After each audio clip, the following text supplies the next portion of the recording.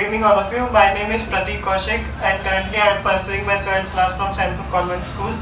and I got 99 in mathematics in my class 10th and overall 93%. So if I think about the score, पहले तो मुझे ऐसा कुछ लगा नहीं था कि इतने स्कोर आएंगे, बट ये था कि और बच्चों की तरह बस स्कूल जाता, घर आता, थोड़ा बहुत खेलता, बस ये हुआ। फिर इसी वजह से मम्मी ने ट्यूशन लगा दिया और फिर ट्यूशन में आने के बाद जब सर ने बताया कि हमें मेहनत करनी चाहिए ये सब, तो थोड़ा बहुत लगा कि मार्क्स अच्छे आने चाहिए, बट अपने ऊपर थोड़ा इतना कॉन्फिडेंस नहीं आ रहा था कि इतने अच्छे मार्क्स ला पाएंगे। मैंने कभी सोचा भी नहीं था कि 100 के लिए मेहनत कर रहा हूँ, बट मैथ एज मेरा फेवरेट सब्जेक्ट था तो मुझे लगा था कि इसमें मुझे सबसे अच्छे मार्क्स लाने हैं अपने,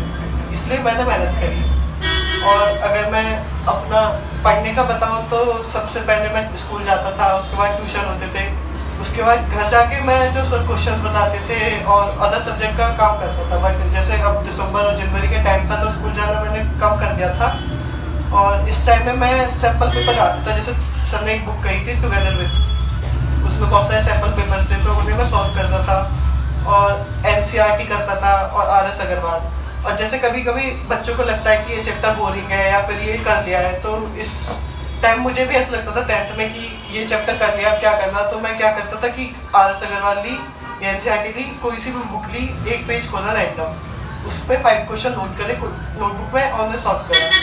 और अगर वो क्वेश्चन नहीं होते थे तो तभी उनका सॉल्यूशन देखा और देखा कि कैसे होते हैं। और व्हाट टू रीड में मैं ये बताना चाहूँगा कि सबसे मेन तो अपनी NCERT है और NCERT में भी सबसे मेन है कॉन्सेप्ट। बहुत से लोग होते हैं बोलते हैं कि math is all about practice, but मुझे ऐसा लगता है कि सबसे पहली चीज़ आती है कॉन्सेप्ट की। अगर बच्चों को कॉन्सेप्ट ही क्लियर नहीं होंगे तो वो क्वेश्चन करेंगे कैसे, फिर अगर वो क्वेश्चन करते नहीं है तो उन्हें याद करना स्टार्ट कर देते हैं। और कोई भी चीज़ हम तभी भूलते हैं जब उस चीज़ को याद करते हैं, अगर किसी चीज़ को समझेंगे तो उसे हम भूलेंगे नहीं। और एडिशनल बुक की बात बताऊँ तो मैंने 10th क्लास में RS अग्रवाल ली थी और टुगेदर विद सर ने की थी, वही उन्हीं बुक से मैंने पढ़ा था पूरा 10th में। और NCERT तो मैंने पूरी सॉल्व करी थी। हाउ मच टाइम, जैसे जो शुरू का टाइम होता है 10th का, स्टार्टिंग के फ्यू मंथ्स, तो उसमें मेरे को इतना टाइम तो मिलता नहीं था, स्कूल जाना, ट्यूशन, उसके बाद ट्यूशन के बाद जो टाइम बचता था उसमें मैं पढ़ता था, या फिर स्कूल का फ्री पीरियड हो गया उसमें। बट दिसंबर जनवरी में मैं स्कूल जाना मैंने शुरू कर दिया था और फिर मैं डे टाइम में पूरी स्टडी करता था अपनी मैथ के और अदर सब्जेक्ट को भी लेता था। एंड एग्ज़ाम के नियर मैंने सबसे मेन काम ये करा कि सबसे पहले फॉर्मूले याद करें। जैसे किसी चैप्टर में फॉर्मूले होते हैं, ट्रिग्नोमेट्री हो गई, कोऑर्डिनेट ज्योमेट्री हो गई, इनके फॉर्मूले याद करो, फिर उन फॉर्मूलेज के ऊपर सिंपल क्वेश्चन स्टार्ट करो जिससे थोड़ा कॉन्फिडेंस आए, फिर हार्ड क्वेश्चन पे जाना। बच्चे क्या काम करते हैं कि सबसे पहले चैप्टर पढ़ा ली, RS अग्रवाल उठा ली, फिर क्वेश्चन हुए नहीं तो बंद करके रख दी। सबसे पहले हमें NCERT करनी चाहिए, उसके बाद हमें जानी चाहिए अपनी प्रिपरेशन बुक्स पे। और क्वेश्चन पेपर में मैंने ऐसा कुछ करा नहीं, मैंने स्टार्टिंग से स्टार्ट करा था MCQ से, उसके बाद 2 मार्क्स 3 मार्क्स। बट ऐसा था कि जैसे कुछ क्वेश्चन हुए नहीं तो उन्हें मैंने लास्ट में अटैम्प्ट कर लिया था, बट अटैम्प्ट सारे करे थे और करने भी चाहिए, क्योंकि अगर कुछ क्वेश्चन ऐसे होते हैं कि हमें लगता है ये होंगे नहीं, बट लास्ट में आता था हमें पता चल जाता है वो क्वेश्चन कैसे करना है।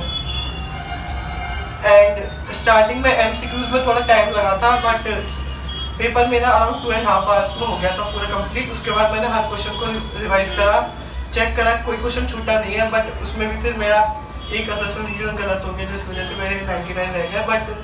ये सब हुआ भी इस वजह से कि कहीं कॉन्सेप्ट की कहीं कमी रही होगी। तो सबसे पहले मैं बताना चाहूँगा कि NCERT में जितने भी कॉन्सेप्ट जो चीज़ें लिखी रहती हैं उन्हें कंप्लीट करना चाहिए, उनसे हमें क्योंकि MCQs में हम सबसे ज़्यादा कंफ्यूज होते हैं, हमें लगता है ये ऑप्शन भी सही है, ये ऑप्शन भी सही है, और गलत ऑप्शन टिक हो गया तो तुरंत हमारा एक नंबर गया।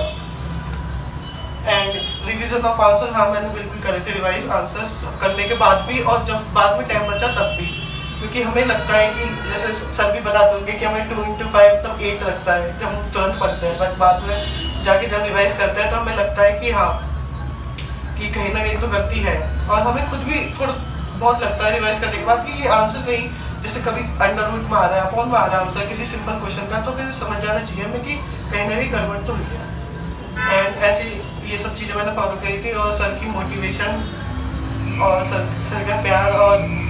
सर ने जो चीज़ें बताई, सर के जो पेपर्स थे वो मैंने फॉलो करे और